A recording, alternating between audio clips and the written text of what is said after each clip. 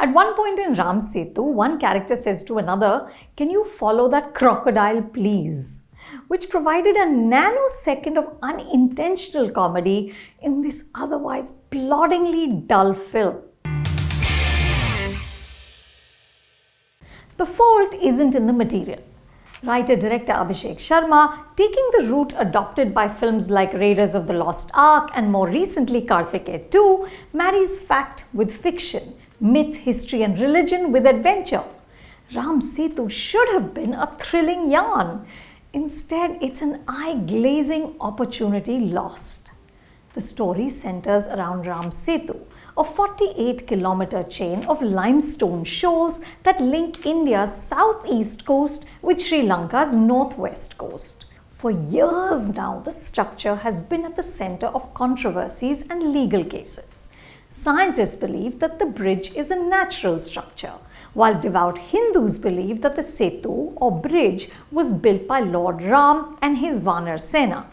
If Ram Setu is indeed man-made, it would prove that the Ramayana is history and not mythology. The story has fascinating, intriguing possibilities, but the film doesn't capture even a fraction of it. Akshay Kumar plays an archaeologist named Aryan. Think of him as this overtly serious, charmless Indiana Jones. The film begins in 2007 in Afghanistan, where Aryan makes two astounding discoveries within minutes of each other. Aryan is a staunch atheist. Early on, he declares that he is a man of facts. He says, "Dharm sirf todta hai, Sanskriti jodti hai." When he's first assigned to investigate whether the Ram Setu is natural or man-made, his wife, who's a believer, warns him against it. He doesn't listen. But diving deeper, literally, into Ram Setu makes him reconsider his position.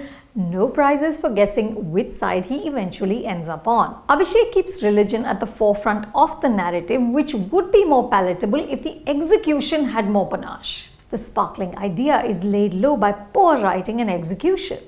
Most of the characters in this film are just cardboard, especially the leading ladies, Nushrat Bharucha, almost 20 years younger, who is playing Aryan's wife, Gayatri. She is a professor, so he calls her Professor. The two actors are singularly unable to establish any sort of comfort or warmth that you might imagine a married couple share. Jacqueline Fernandez is some sort of environmental scientist who's part of the Ram Setu expedition. Both the ladies have little to do except cheer on Akshay as he saves the day and our national heritage. The usually terrific Nasser is reduced to a stock bad guy. He's a greedy moneybags who underwrites the expedition to Ram Setu, hoping that it will eventually further the ambitions of his shipping company. This is the sort of villain who sits on this plush velvety chair that has these gigantic gold wings painted on the wall behind so that it gives him this sort of demigod look. In one scene, he's in a bathrobe, sipping a blood-red drink and planning hit jobs. Meanwhile, Akshay, with a white beard and wavy, unkempt hair, does his best to look like a man of science.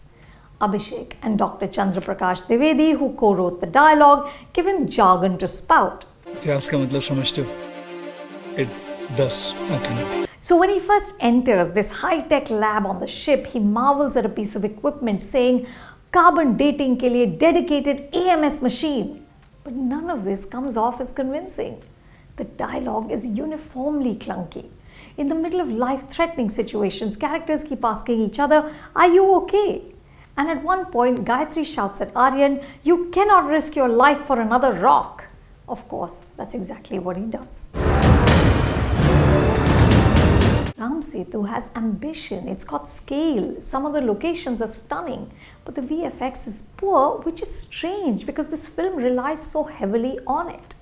At one point, Aryan is exploring the bridge in a sort of spacesuit. So we see Akshay's face floating in a badly rendered Iron Man style outfit. The fatal flaw is that the film never finds its grip. Abhishek is unable to create suspense or even a sense of urgency, even though in the second half we have a countdown to a key event which can cause the destruction of Ram Setu.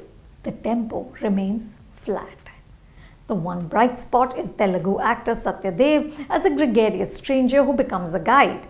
He brings in a touch of mischief and joy.